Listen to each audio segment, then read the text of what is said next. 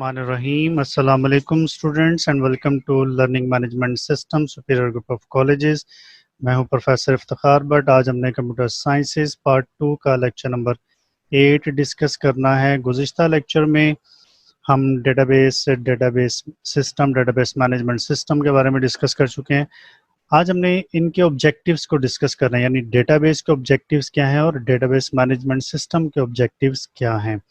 تو پہلے ہم دیکھتے ہیں کہ ڈیٹا بیس کے آبجیکٹیوز کیا ہوتے ہیں، یعنی ڈیٹا بیس بنانے کے کیا کیا مقاصد ہوتے ہیں، یا ڈیٹا بیس کو کیوں بنایا جاتا ہے، یا ڈیٹا بیس اصل میں ہمارے لیے کیا اہم رول پلے کر سکتی ہے. تو اس کے 3 آبجیکٹیوز ہوتے ہیں. پہلا ہے ڈیٹا انٹیگریشن، دوسرا ہے ڈیٹا انٹیگریٹی، اور تیسرا ہے ڈیٹا انٹر ڈیپینڈنس. یہ 3 اس کے ڈیٹا بیس کے آبجیکٹیوز ہیں. یاد رکھیے گا یہ 3 آبجیکٹیوز ڈیٹا بیس کے ہم ڈسکس کرنے جا رہے ہیں، ایک ایک کر کے ان کو یہاں پہ ڈسکس کرتے ہیں. پہلا ہے ڈیٹا انٹیگریشن. دیکھیں انٹیگریشن کا مطلب ہوتا ہے کہ بہت ساری چیزوں کو ملا کر ایک چیز بنانا. یعنی اگر ڈفرینٹ آپ کے پاس پروڈکٹس ہیں یا ڈفرینٹ چیزیں ان کو ملا کر اگر آپ ایک چیز بناتے ہیں، سو دس از کالڈ دا انٹیگریشن.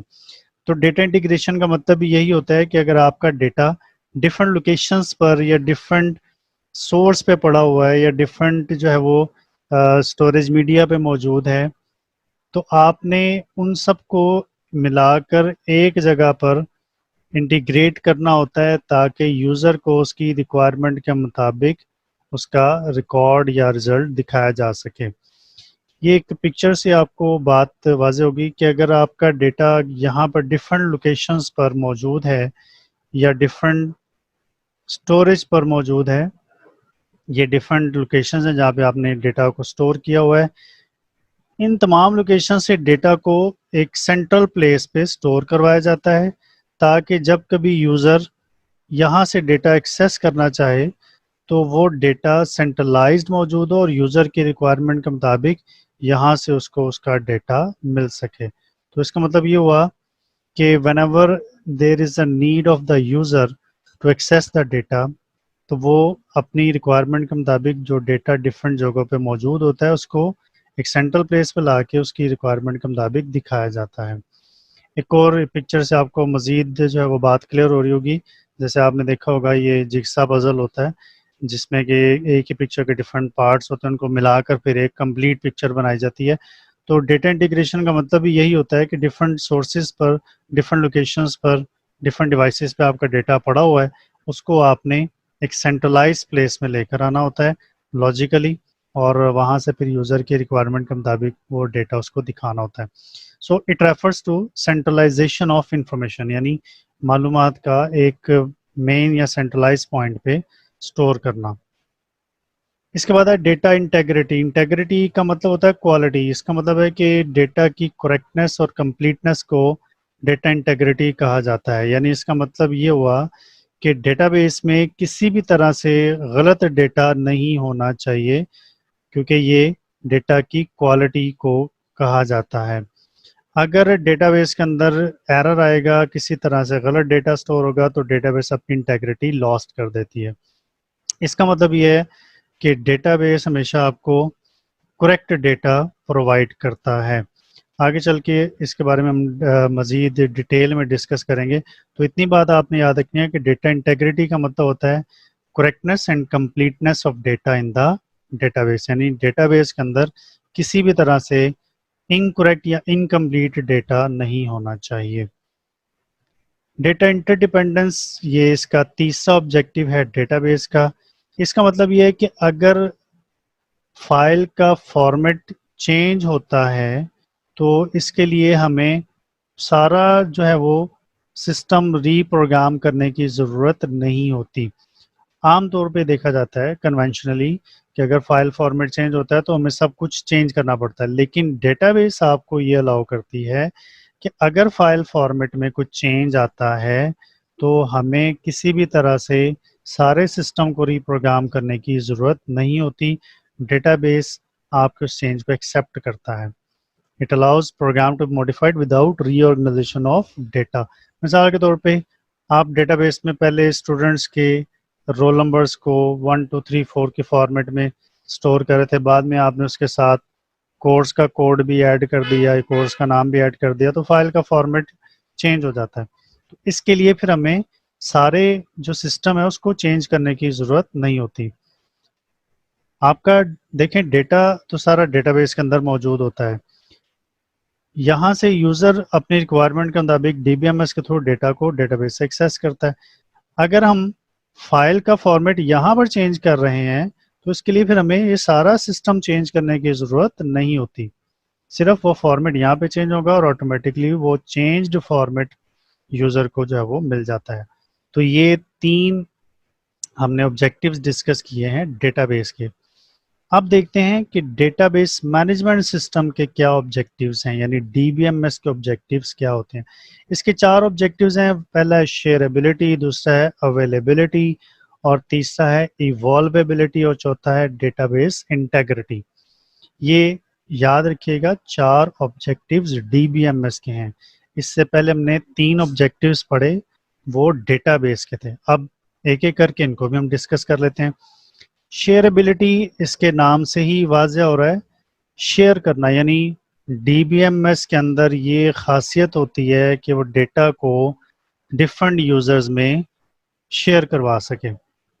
اب ظاہری بات ہے جب آرگنائزیشن کے اندر ڈیٹا سٹور کیا جاتا ہے تو اس ڈیٹا کو بہت سارے یوزرز جو ہے وہ یوز کرنا چاہ رہے ہوتے ہیں.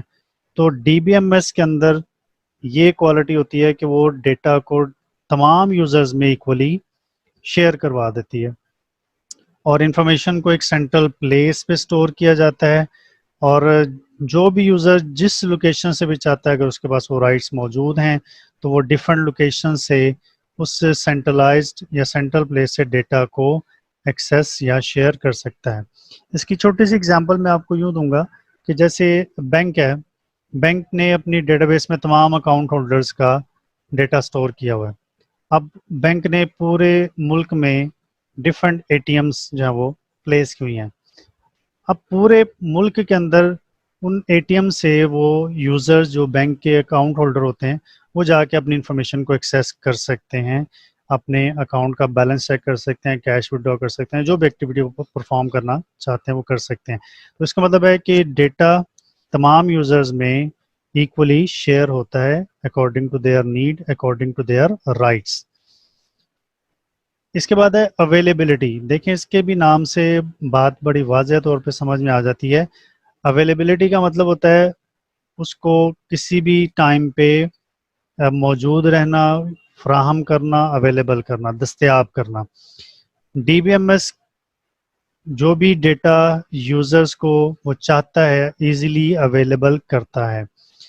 اب جیسے دیکھیں آپ نے اپنا بینک کا اکاؤنٹ اس کا بیلنس چیک کرنا ہے تو آپ کسی بھی اے ٹی ایم سے جا کے، بینک کے اے ٹی ایم سے جا کے اپنا بیلنس چیک کر سکتے ہیں.